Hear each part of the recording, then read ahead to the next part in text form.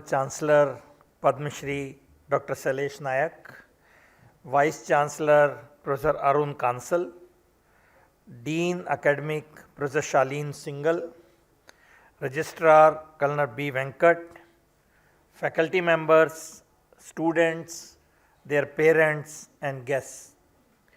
It's my privilege to join this important day in the history of TERI School of Advanced Studies, the 16th Convocation. I congratulate TERI SAS on its Silver Jubilee and TERI on its Golden Jubilee.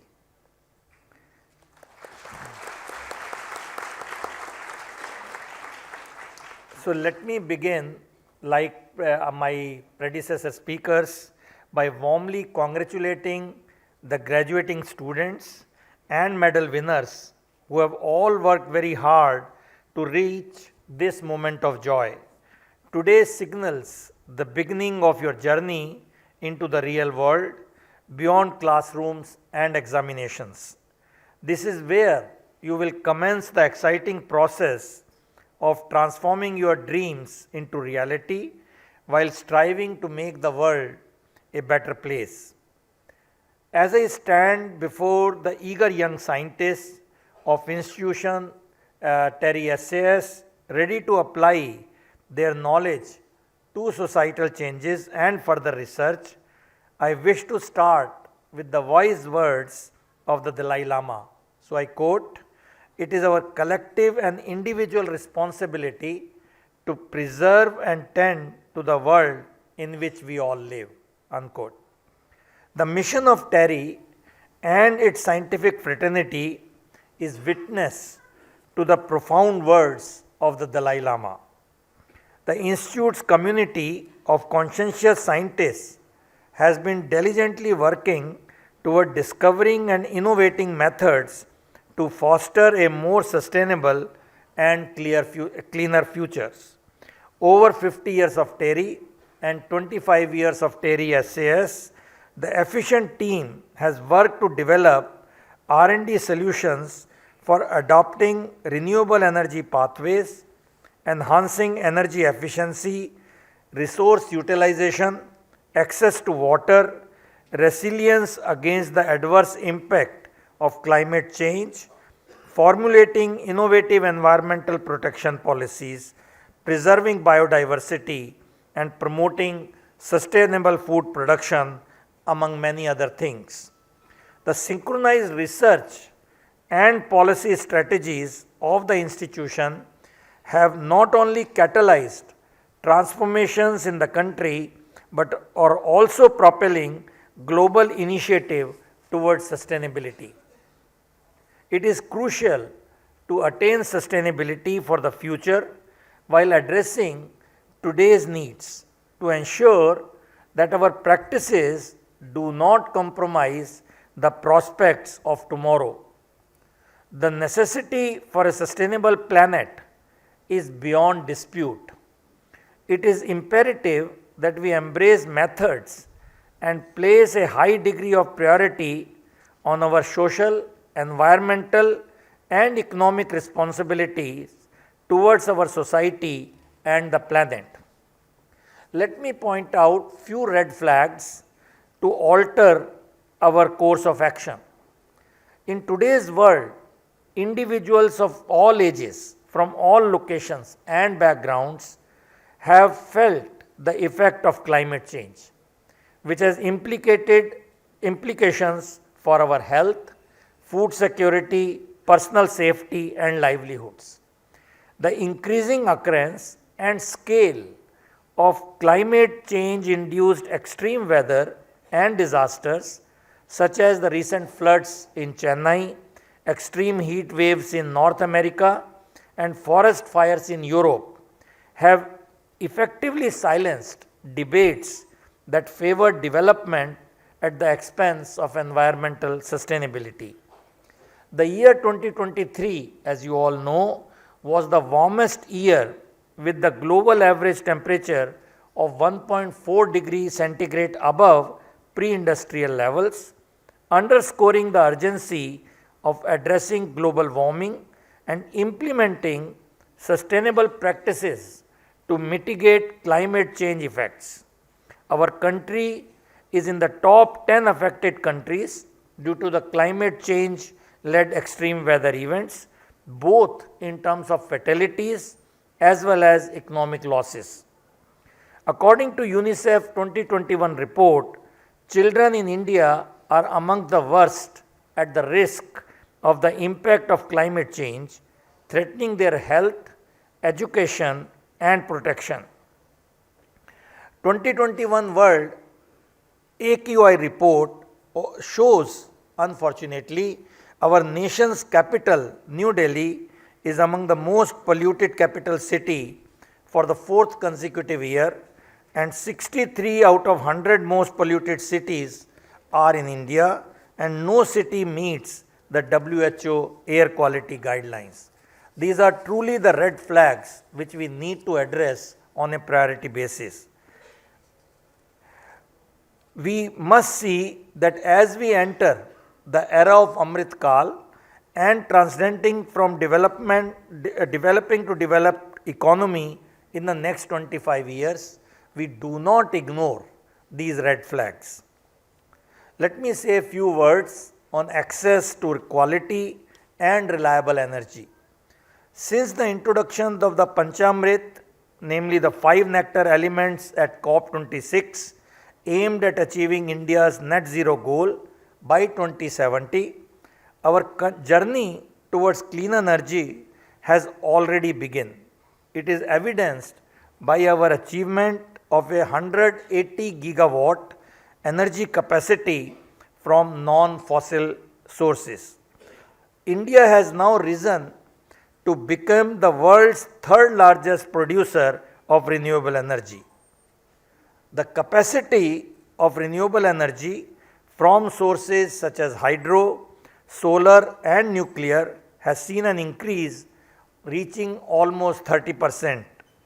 Transitioning from our current reliance on fossil fuels to newer energy sources such as hydrogen and ammonia represents an innovative approach to fulfilling future energy needs. As you know, recognizing this, the Government of India launched a national hydrogen mission in early part of 2023 to accelerate India's progress in line with climate objectives and to establish India as a hub for production, utilization and export of green hydrogen. This is a very welcome step. So this mission is being led by MNRE along with many other ministries, and our office of Principal Scientific Advisor's office is also playing a very crucial role in this hydrogen mission. As per IRS 2020 report, 97% of the households in the country have been successfully electrified. Nonetheless, the goal of providing a consistent high quality power supply 24/7 through the grid is in the process of being realized. The rise of renewables is forcing energy stakeholders to make the grid smarter, more resilient and more efficient. Efforts to introduce cost-effective, sustainable energy solutions to both households and businesses will contribute without any doubt to the socio-economic growth of not just urban areas but rural communities as well. The outreach of TERI and its access to rural India have demonstrated already the capability to close the gap in implementing such development goals, steering us towards the vision of a developed India.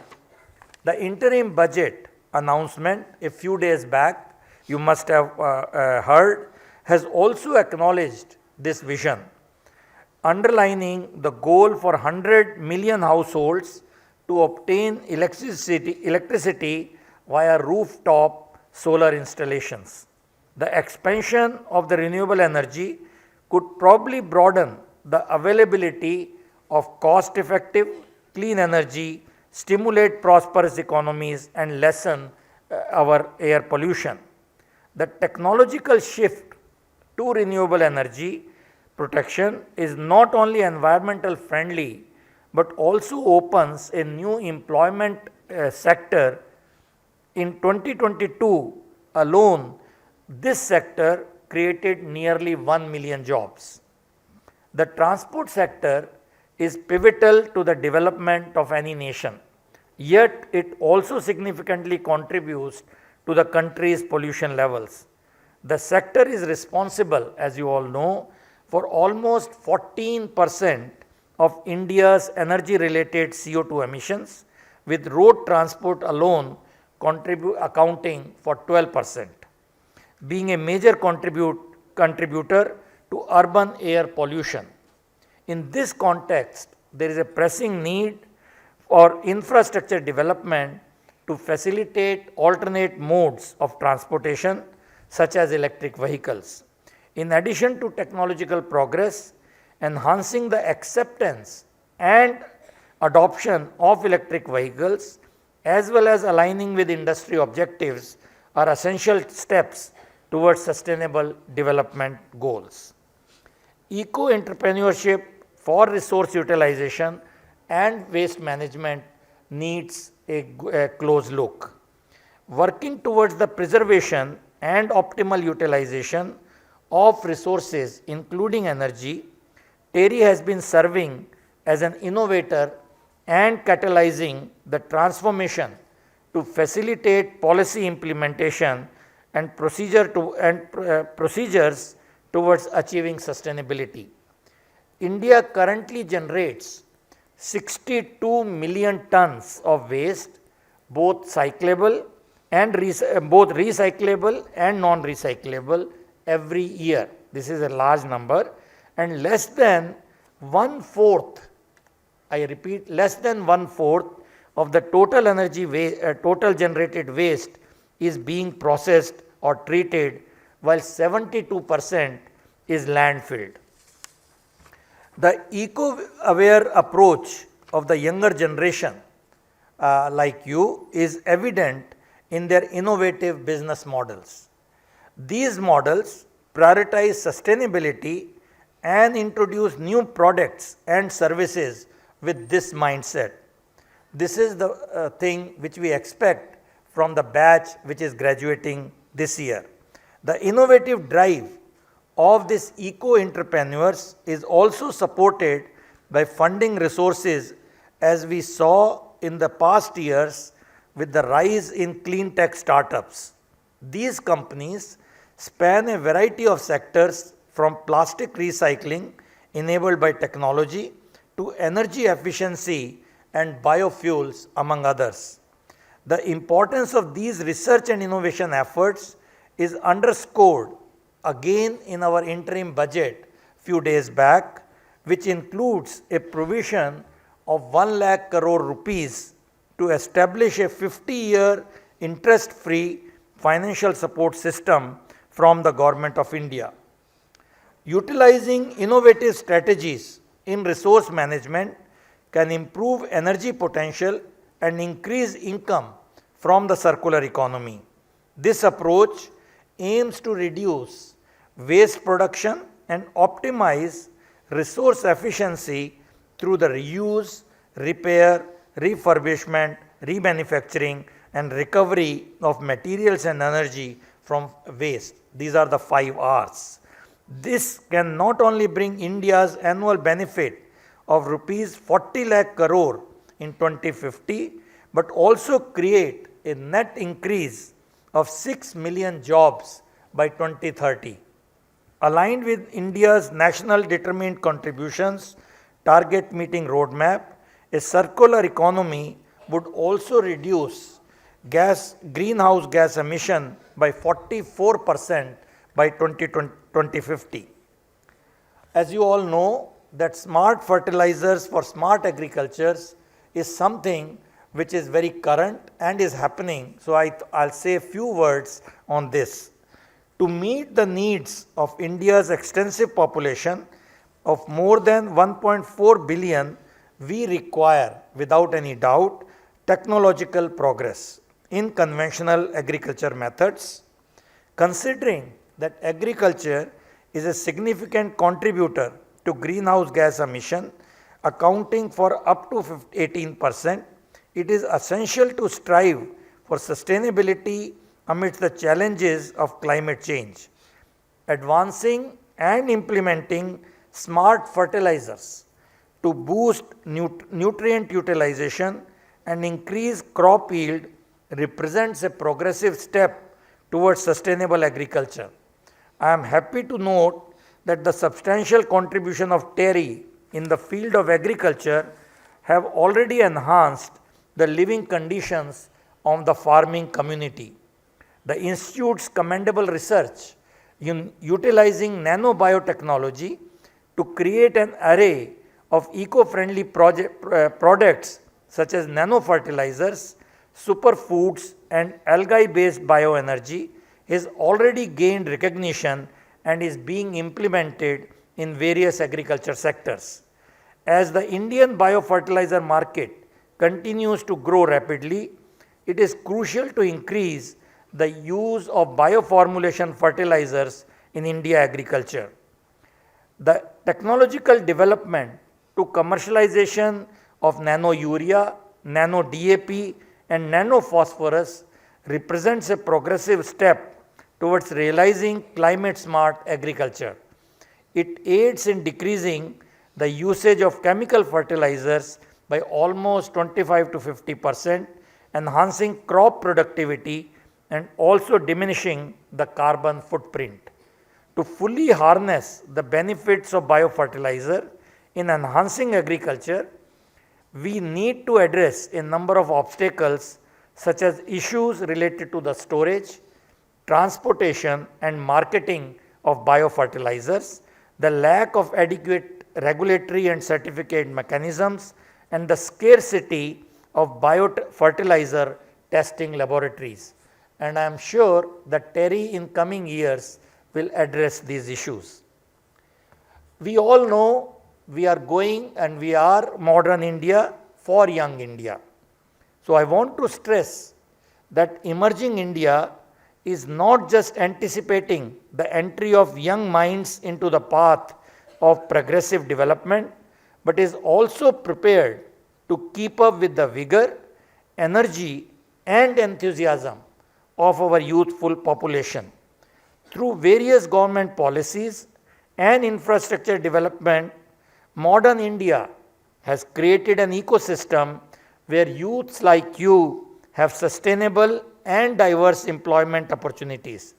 This is reflected in the significant surge in the startup ecosystem.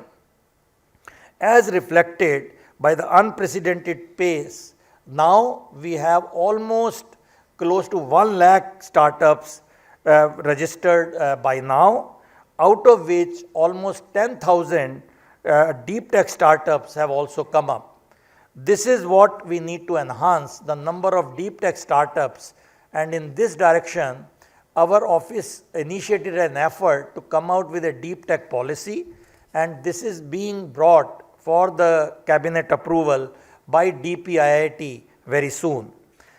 Especially to foster the inclusion of emerging technologies, this policy we are sure will stimulate innovation, spur economic growth and promote societal development through the effective utilization of deep tech research driven innovations. By fostering an environment that promotes ongoing learning and the adoption of cutting edge technologies, the government support for startups serves as a motivation for scientifically gifted individuals like yourself. This support encourages you to devise innovative solutions to address current issues and enhance societal operations. With the country that is fastest growing economy, it is crucial that R&D focuses on creating technologies that offer cost effective, improve living standards and guarantee sustainability, not just for our country, but for the shared planet as well. In this direction, the immense potential of artificial intelligence as a leading science to enter the transformative area with improved efficiency is very, very obvious. This amplifies human capabilities and goes for unprecedented growth. The distinctive ability of AI to comprehend and learn holds the revolutionary potential to transform diverse sectors ranging from agriculture, healthcare, education and so on, and this is where I am very sure many of you will look at it as you go on your future paths. This is something which will stay with us for coming decade or even more. So this is a very exciting phase of technology which is taking shape, and in all sectors, as I mentioned, AI is making deep roots. The pursuit of knowledge, as mentioned before by my other two speakers, should continue even after you graduate and leave the educational institution. We are living in a time where discoveries, digital transformation, AI and advanced technologies are becoming an essential part of our daily lives. Our nation possesses a significant demographic advantage. As many developed countries face an increasing aging population, we have the potential to become a leading contributor to the global skilled workforce. It is projected that India could provide up to 24% of this workforce in coming decade. To add on, the increase in women participation in STEM courses from 38.6% to 43% in 2023 over the past decade indicates a narrowing of the gender gap. And I am so happy to see good gender balance in this very hall. While the translation of this increased enrollment into job opportunities is yet to be seen, we must strive to create an ecosystem that boosts women participation in the STEM workforce from presently 27% by promoting gender inclusivity. TERI has offered you a remarkable chance to acquire scientific understanding, master crucial techniques and methodologies, and gain practical experience in applying your knowledge. As you depart from this famous institution, you bear the heritage and dedication of an organization that has ceaselessly strived to make our planet more sustainable and habitable for the generations to come. The moment has arrived for you to seize the initiative and shape a brighter future as your endeavors become part of history. I conclude with the inspiring words of Robert Swan, quote, "The greatest threat to our planet is the belief that someone else will save it." So once again, I congratulate all of you and TERI SAS on their journey of excellence. Thank you very much. Jai Hind.